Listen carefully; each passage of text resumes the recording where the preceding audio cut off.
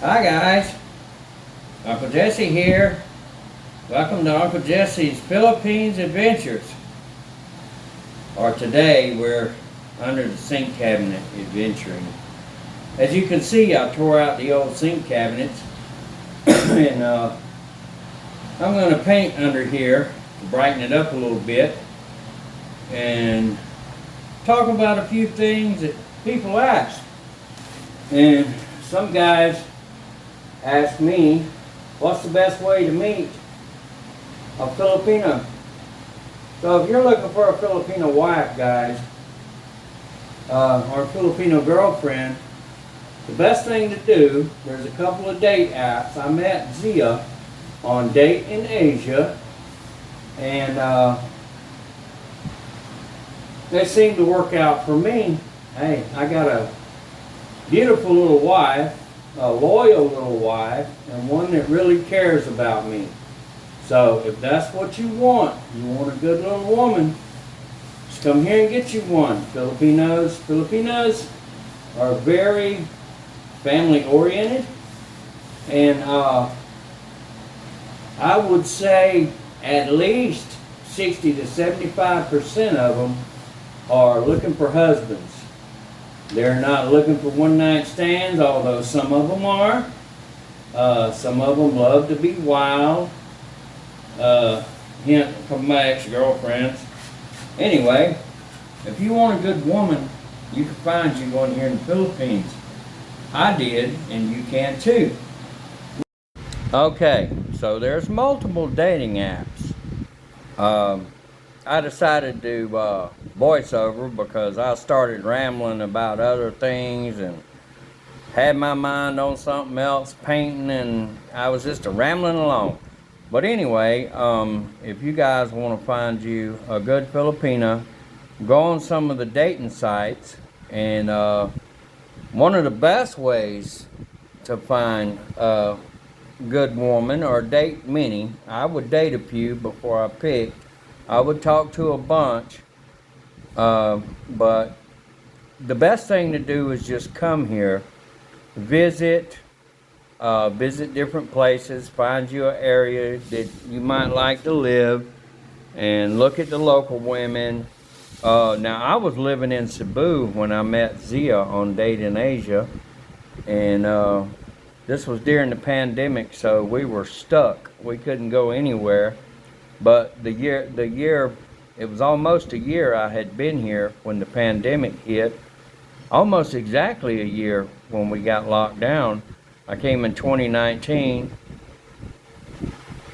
April of 2019, April 8th. So I was here almost a year when we got locked down, right at a year. And I dated several girls, lived with a couple. But I just couldn't find the right one. The one I came here to meet, come to find out, she already had a kid that I didn't know about, that I found out later about, and she wasn't really truthful with me. And the money I sent her to get me an apartment and a TV and stuff to furnish the apartment, she said got flooded and everything got destroyed. But I just don't tend to believe that.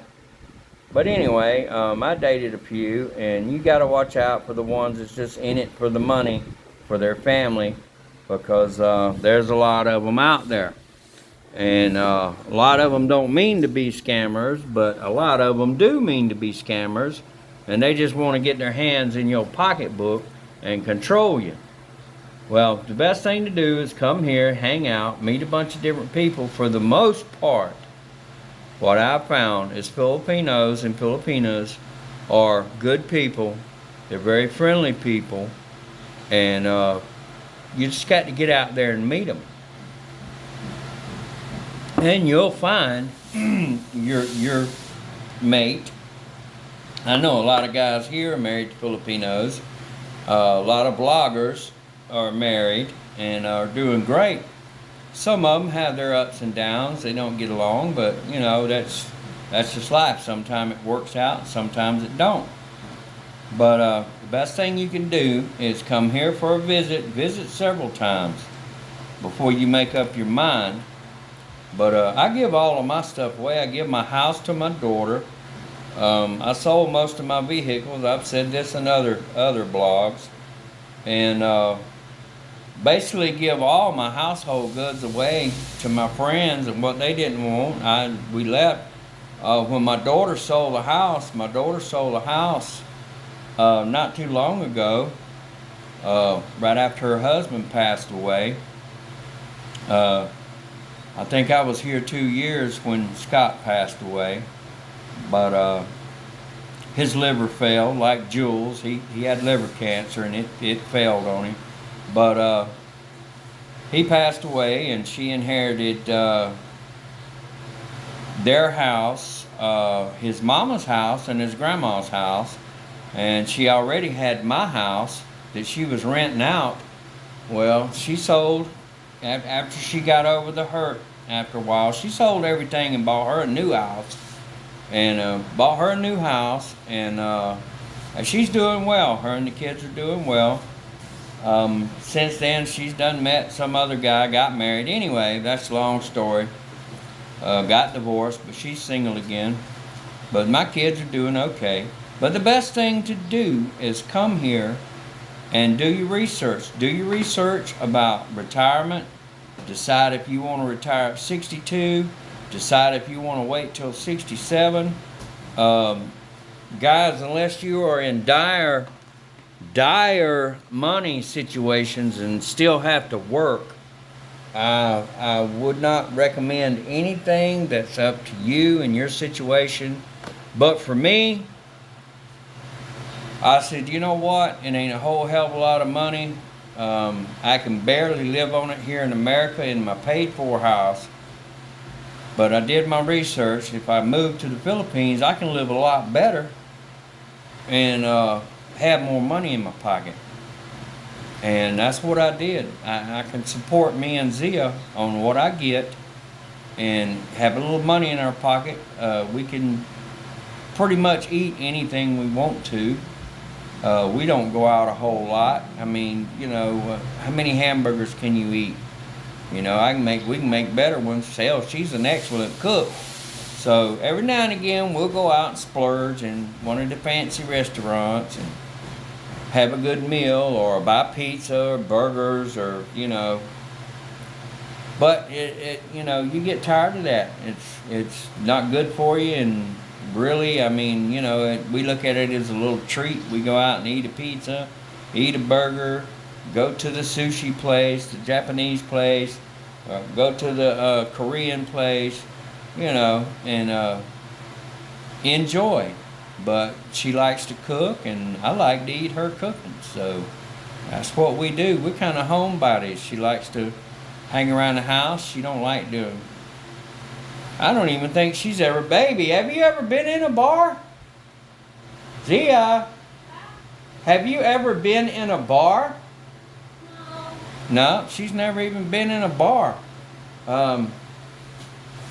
Well, there you go, guys. She's never even been in a bar. So, I'm not on video, baby. I'm just talking. I'm voiceover. Because I got the rambling underneath the sink, and I realized, damn, you just rambling about shit that nobody knows what's going on. The last time we go, only the Hamilton. Well, that's not... Well, they got a bar in there, baby, but that's a fancy restaurant. Yeah, that only. Hamilton's is a fancy restaurant in Tarlock. They have a bar in there, but it's not really a bar. I mean, you know, I never see anybody in there drinking except for the people eating. They might be drinking a beer or a mixed drink, but that only. And I don't like. Yeah, we don't like loud music and party and the lights. Makes you dizzy. They make me want to throw up. But yeah, we just don't like it. We don't like crowds. We don't like music. We like our own music. We don't like it loud. I mean, you know. So we're not bar people. We're not night people. We pretty much go to bed early. She does. She sleeps good. Day people, morning people. Yeah, we're morning people sometimes. Anyway, what was I talking about? Oh, coming to the Philippines. The food prices are here are really doubled, almost tripled in some cases from what they were when I first got here. But it's still cheaper than the States. It's still cheaper than the Western world. I would say you'd save 20% on food, maybe more, especially if you buy locally. We buy local vegetables, which are way better prices than the States. And also medical. Now, you're not going to have any medical, so if you're sickly, I wouldn't advise people that have severe medical problems. I wouldn't advise you come here. Uh, you know, um, like I say, I just take the regular old man medication, a little high blood pressure. Every time they check it, it seems to be okay. It's in normal levels. But I take my blood pressure medication every day. And, acid reflux, I have medication for that and blah, blah, blah. There's simple medications. But what I've found out is when you come to the Philippines, if you're paying for medication in the States and you're retired, what your Medicare covers is a ripoff because my medicine in the States was over $3,000 a month, which is freaking ridiculous, but they had me on cholesterol medicine, and when I got here I talked to the doctor and he was like, you don't need all of that, which they had me on a bunch of medication I didn't need. I had quit taking it long before I even come here anyway, and but my medication was pretty damn high, and my deductible was $60, $65 in the United States, somewhere in that range. And here, my cash out payment for the same medication that I was paying $65 deductible for in the United States is between $45 and $55. Now, that's Zia's added medication, which is just vitamins. And I buy her extra vitamins, and I also buy extra vitamins for me. But both of when we go to the pharmacy, I buy all of our medicine, and the most it comes out to is a little over $60 a month, in between $60 and $65, which is exactly what my deductible was in the States. So unless you're taking some god-awful medication that costs you a bunch of money, when you come here, like I say, come here, talk to the local pharmacies, tell them what medications you're on, come here for a visit, find out what it's going to cost you, because I can't give you that information. I can tell you my blood pressure medication, my acid reflux medication, and I do have asthma, my asthma medication, and the vitamins that I take, and Zia's vitamins that she has to have for her low potassium. She takes I forget what it's called. It's a high-powered potassium pill. Especially for her condition. And then I buy her multivitamins and different vitamins, which adds up to one multivitamin. But we take different vitamins for our health. And all of it comes to about a little over $60 US a month. But that was my deductible in the States just for my medicine, $65 to $75, depending on which medications I took. But that don't cover medical here. You don't have any medical here. But I was in a motorcycle accident, and I broke my arm, I broke my shoulder, broke a bunch of ribs. I was in the hospital for a week. They sent me home with medication. I basically set my own arm. The x-rays and everything for the hospital was, because I was lucky with my broken bones, I broke my collarbone and busted my elbow and broke a bunch of ribs. But I set my own collarbone. I had my collarbone broke several times before in different accidents. And so I got me a collarbone brace and had Zia pull on it, and it pulled my collarbone back into shape. But anyway, I think my bill was less than 10,000 pesos, which is a couple $100. But you know, you could go to private hospitals and it would have been a couple $1,000. But anyway, you can find cheaper medical attention here than you really can in the States. You go to the doctor and it's going to cost you $10, $15, $20 for just a regular doctor's checkup. In the States, it's going to cost you $100, $200, $300. So that's that. But you just have to come here, check your own prices, do your own due diligence. Like I said, I gave my house and just about everything away that I owned. So I had a big yard sale, sold a bunch of stuff,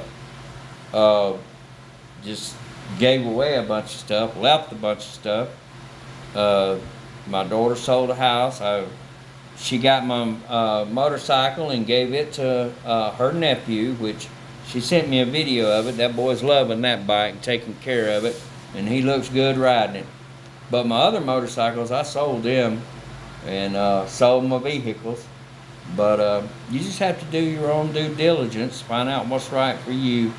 I wish I would have sold my house. If I'd have known my daughter's husband was going to pass away and leave her 3 houses, I was worried about her and the grandkids having a place to live, so I left her my paid-for house.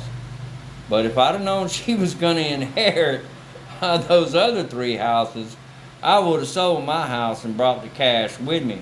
You know, that'd been a nice little chunk of change in my pocket to hit the Philippines with.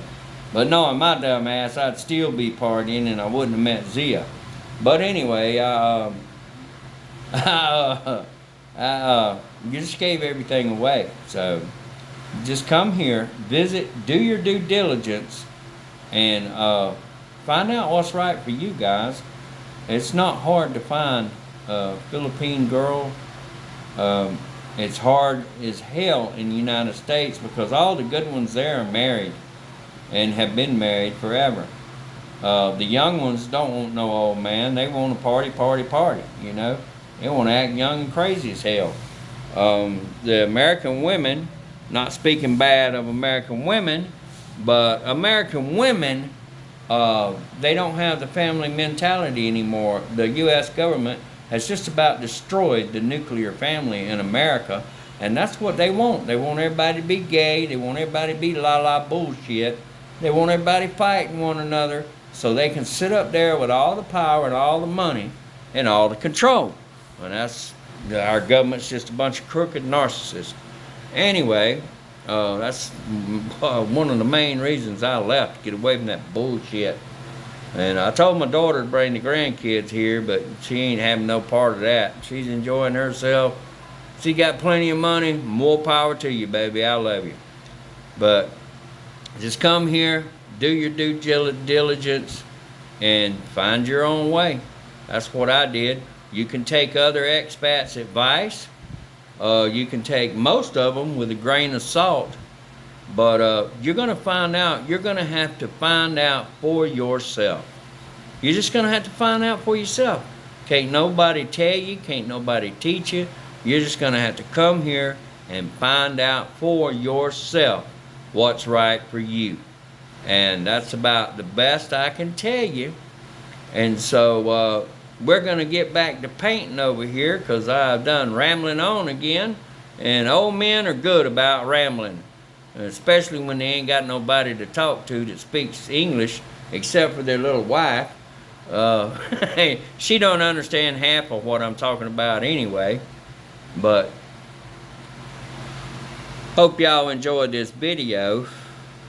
I'm gonna skip a beat and we're gonna go back to painting. So y'all be good to one another and subscribe to Zia's channel, Learning to Cook with Zia Honey. And y'all be good to one another out there and have a good day. Good day.